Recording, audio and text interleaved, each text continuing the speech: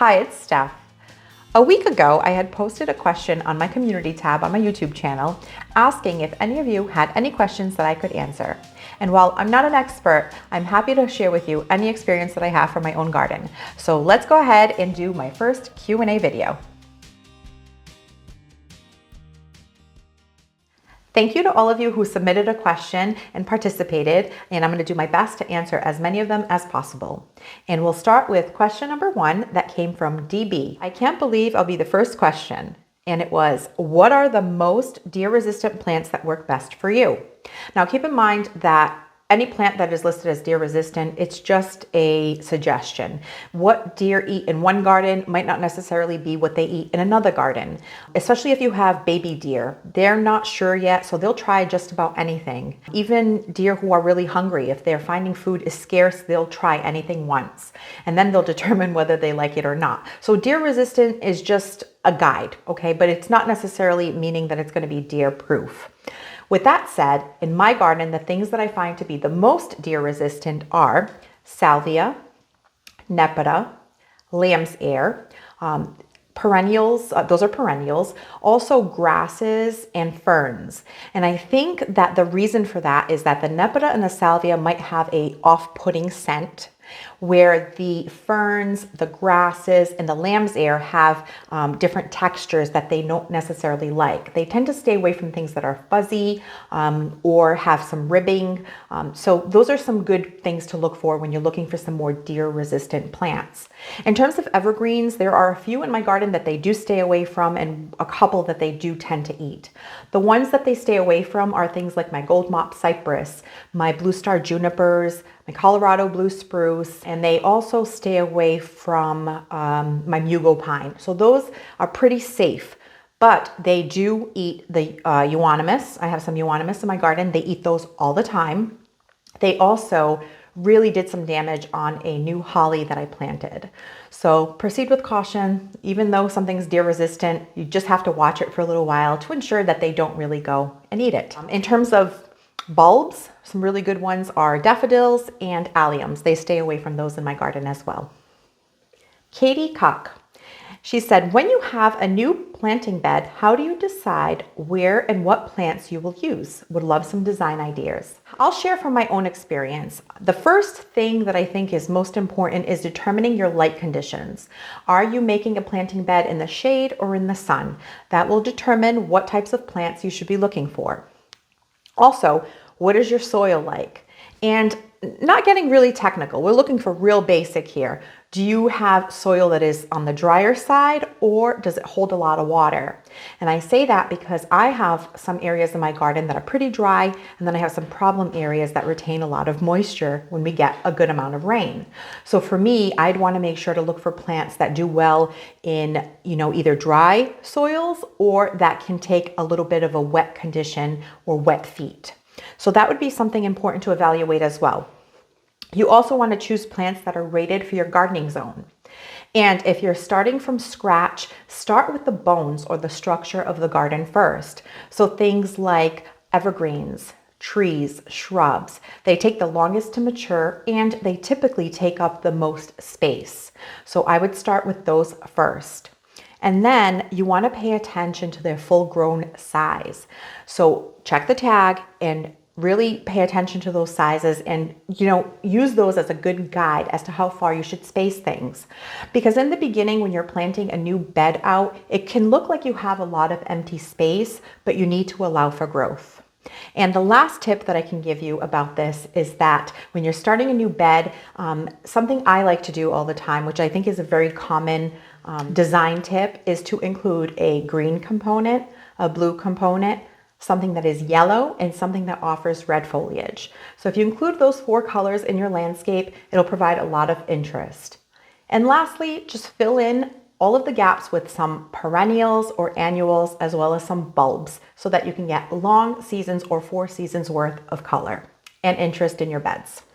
We got a question from the Restless Gardener. And it says, what have been your best sun and shade performing annuals in the landscape? I think I want to add some annuals into my beds this year, and I'm curious as to which ones work well. Well, if you followed me last season, you know that my favorite annual for the 2022 gardening season was the Atomic Purple Gomphrena from Baker Creek. So that annual was so easy to grow. And in fact, I had another question that asked if I direct sowed it or if I winter sowed it. I believe that when I went back and looked, I had started a couple of seeds in a winter sowing container. Those didn't do great for me. But what I did when I found that those didn't do well is the whole rest of the package that I had, I looked at the instructions, I did what it said, which was soak these seeds for 24 hours, and then I sowed them directly out in the landscape. I put them up and down my front walkway bed, and I spaced the seeds about 6 to 8 inches apart so that I would have a nice full border. Now it is a full sun location, and it pretty much stays on the dry side. So in the beginning, when you plant your seeds out, you will have to make sure to provide water so that it stays nice and moist until your seeds germinate and they get to be about 10 to 12 inches tall. After that, you can pretty much back off on the watering because they're pretty drought resistant. And the deer stood away from them. So that would be one that did great that I would recommend, some Gomphrena. In terms of shade, I don't deal with a lot of shade in my garden. Currently, my garden is pretty much full sun. I am working on adding shade, but in the past I did have some impatiens that did really well. If you fertilize them, they get pretty large, and those are a great annual for shade. But also, I do think that nasturtium would work pretty well in a part shade situation. So if you get maybe at least 4 hours of sun a day, nasturtiums would be a really good option. They're super easy to grow from seed, really pretty, and they like cool weather. So I think they would benefit from a little shade, and they last well into the fall with really great blooms. And a bonus, the flowers are edible. So nasturtium would be one of my choices for a part shade type annual. Elizabeth asked, would you be able to show updates of your seedlings as the seasons continue? As the season continues. That would be great. Also, I enjoyed your channel, so thank you, Elizabeth. As far as my seedlings, I'm mostly growing everything through winter sowing, and I will be doing some direct sowing. When I direct sow, it's usually after my last frost date. And what I will do is I'll throw a lot of the seeds for zinnias, cosmos, even sunflowers directly out in the landscape. But I sometimes start a handful of them in some cells, some trays with some soil, but I do keep them outside. The reason I do that is just to have some control over my seedlings, and in case the ones in ground don't germinate, I have some backup plants to plant out. But I will try to show you updates throughout the growing season.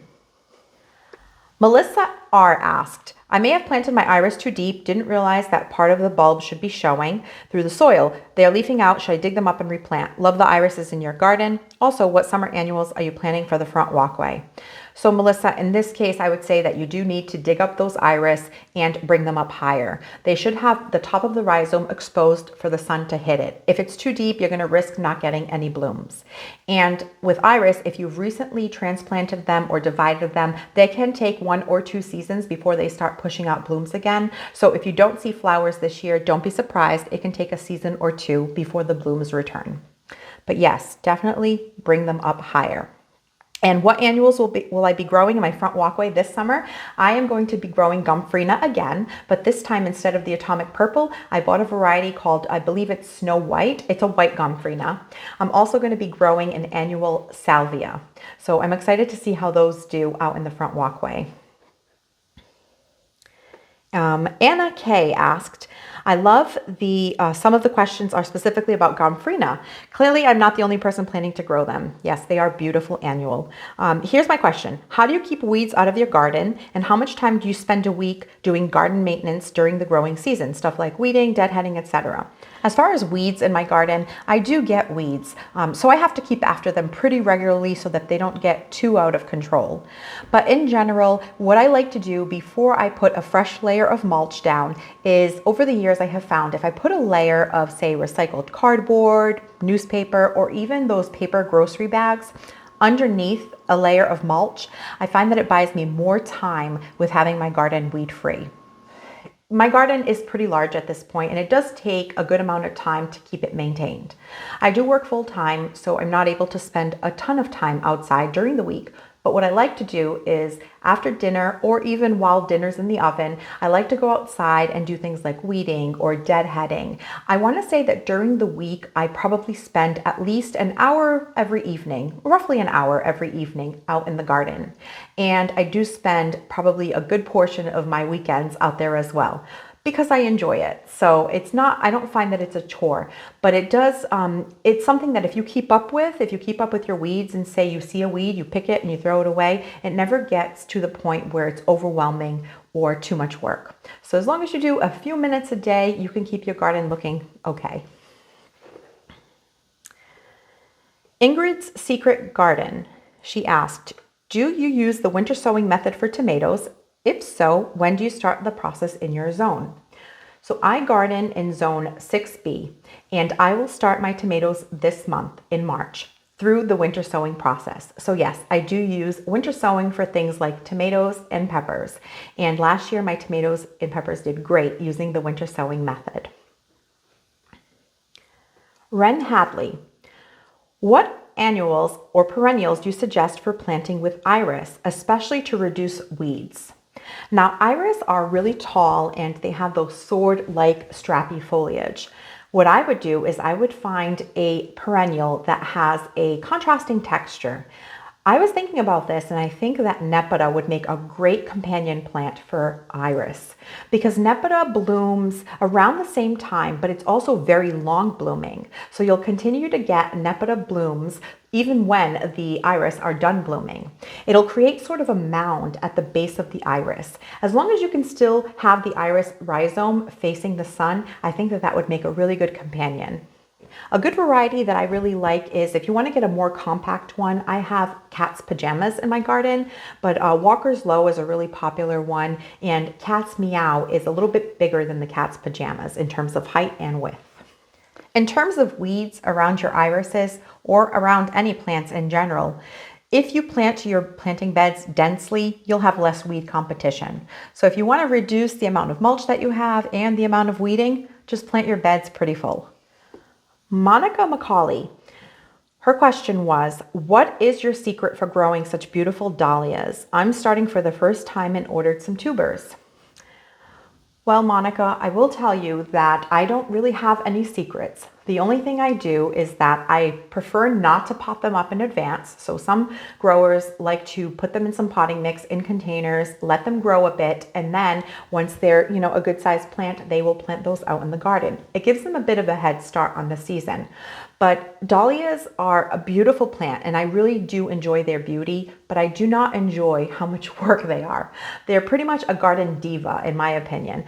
In my zone 6B, I do have to lift them in the fall after the last frost date, and I have to keep those tubers healthy and alive throughout the winter. So it does require a little bit of work from the side of the gardener. So what I like to do is, at the end of the winter, I will inspect my tubers, and once it is spring and I've passed my last frost date, I will plant them directly in the garden. What I do though is I add some bone meal to my planting hole, and I think that is key in giving them good root development and a nice, sturdy, healthy plant. So hopefully that helps.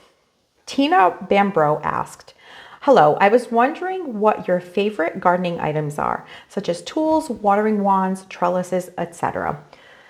So I have a video that I made on my favorite garden tools. I can tell you offhand a couple of things that I've really been enjoying. I love my Gorilla kneeling pad. It's nice and thick, it has a handle, it works really well. For watering, I have these really lightweight G0 hoses that I just purchased at Lowe's. I like them because they're really light and easy to drag around the garden. And I recently found, maybe 2 seasons ago, these hose nozzles that have a lever instead of a trigger. And I find that those are really nice to reduce fatigue on your thumb when you're watering for longer periods of time. I also only just jumped on the watering wand bandwagon, and they have been game changers, especially if you're doing hanging baskets or you don't want to get real low to water something in ground. Those wands with the long extension rod are great. So I would say those are probably my favorites. And a tool that I only started using last season, and I don't know how I went this long without it, is a hori hori. It's a knife that you can use in the garden. There's a serrated edge as well as a smooth edge. There is a gauge on it so that when you're planting things, you can see how deep you're going. I've found so many uses for it. I've divided perennials with it. I've dug holes with it. I've even planted bulbs with it. So if you don't have a hori hori, it's a really useful gardening tool. If you're interested in any of these tools that I've mentioned, I do have an Amazon affiliate page that I can link down below. If you click on there, I have different categories. I have tools, pest repellents that I use in the garden, just a bunch of garden things. So you can check that out, and there are some links there where you can find some of these items. Melissa Naidu asked, do you winter sow any annuals? I'm also in Zone 6, Metro West, Massachusetts, and love this easy seed starting method. I'm hoping to winter sow zinnia and dahlia seeds, but not sure when to put outside, if it should be late March or even April. So that's the first part of the question. In order to start your annuals, you want to wait until you're closer to your last frost date. The reason for that is right now in spring, especially here in the Northeast, we start experiencing days that we call false spring. So if we get 1 or 2 days that are in the 55 to 65 degree range, it's very possible that because those winter sowing containers are like mini greenhouses, that some of those annual seeds will start to germinate. And then a few days later, we'll get zapped with a late frost or some really cold temps, and it could risk killing those tender annual seedlings. So what I do is I usually just wait until April, sometime around the first week of April, and that's when I will do winter sowing for things like cosmos, zinnias, or even sunflowers if you wanted to. In the past, I have winter sown them, even last year, and they did well. This year, I'm probably going to try to direct sow most of them, and maybe I'll just do a couple of containers of winter sowing. But they do work really well in winter sowing, and I would just recommend waiting a little bit later until you are at least in April in our zone. And our second part of the question was, which other YouTubers do you like to watch? I'm also in Zone 6, Massachusetts, and I love to watch others in the New England area. So there are two people who, well, in YouTubers in general, of course, the garden channels that I love to watch are the ones that I began watching before I even knew much about gardening. Garden Answer, of course, Laura and Aaron have a wonderful channel and a lot of gardening knowledge. Jim Putnam, he's wonderful. He gives you so many plant spotlights. So if there's any tree, shrub, or plant that you want to learn about, chances are he's made a video on it. Great information. If you're into vegetable gardening, M.I. Gardener, Luke, also another really knowledgeable, great garden channel to follow. And so those are the top 3. And Gardening with Creekside, Jenny, I really like watching them. Her and her husband own a nursery in the Carolinas somewhere, and they have a channel as well. So I like to follow them. So those are probably the 4 that I watch on a pretty regular basis.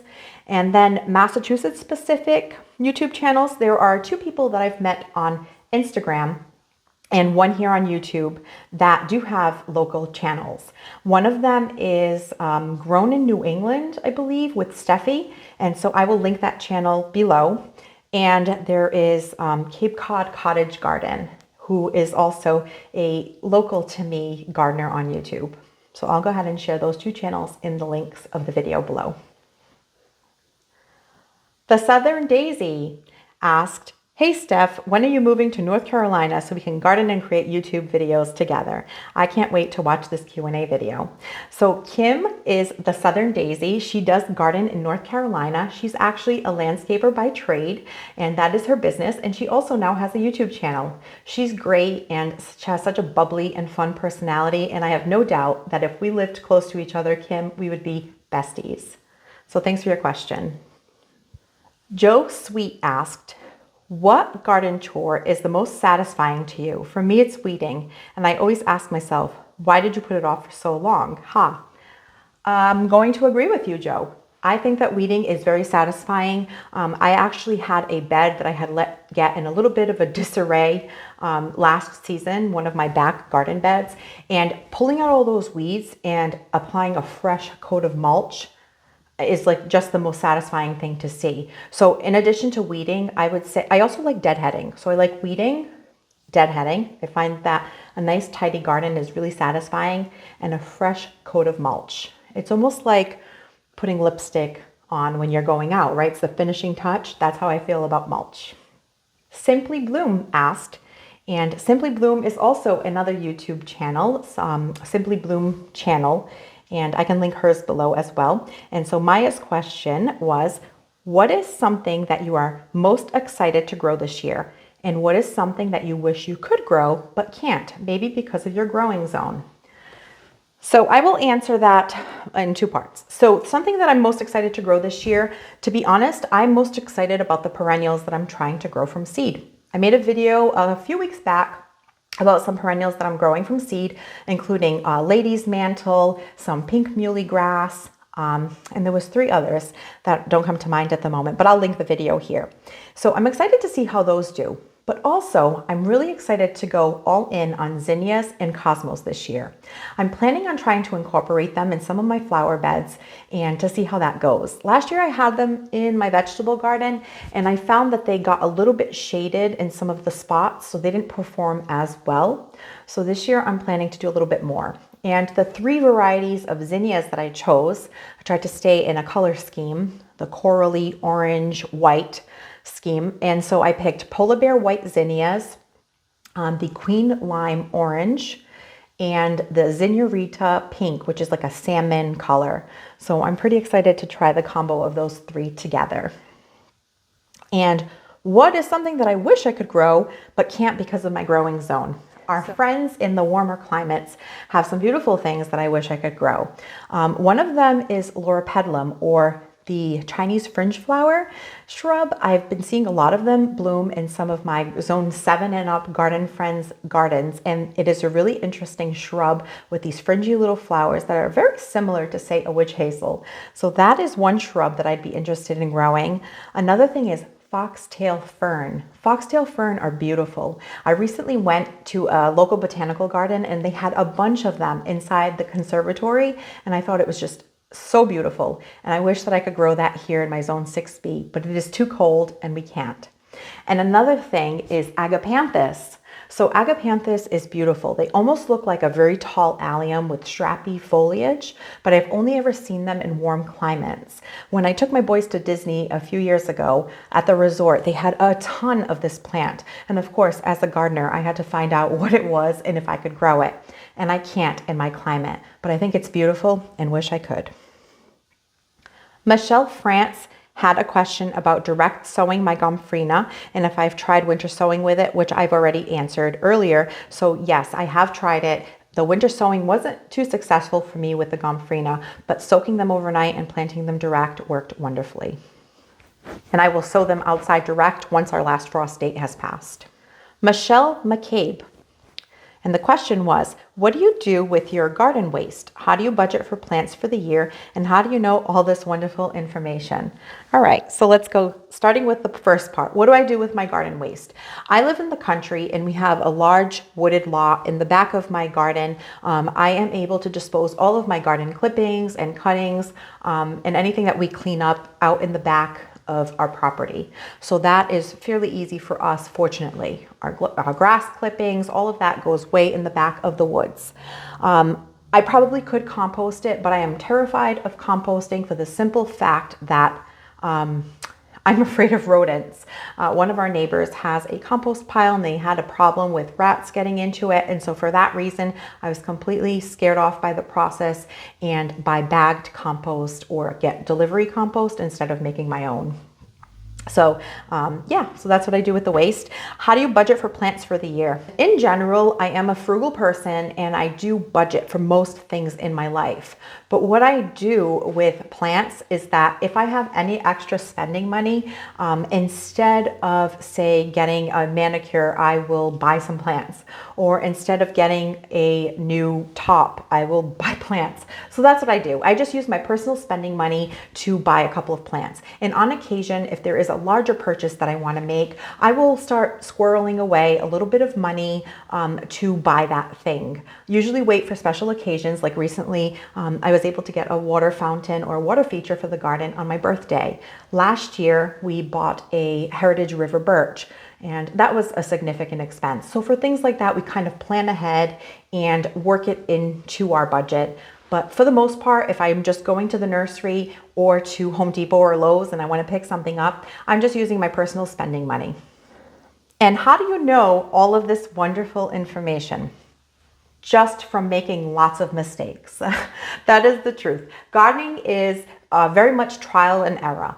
My husband and I bought this home as a new construction back in 2010. We moved in 2011, and there was not 1 ounce of landscaping. I actually made a video that showed the process of where we started from and where we were up until that point. And so we literally started with a blank slate. I had no knowledge of gardening, but I had a grandmother who loved to garden and tinkle in the soil. She was always playing with dirt, always planting something, vegetables, flowers. And I have very fond memories growing up of her every year having this huge border of cosmos.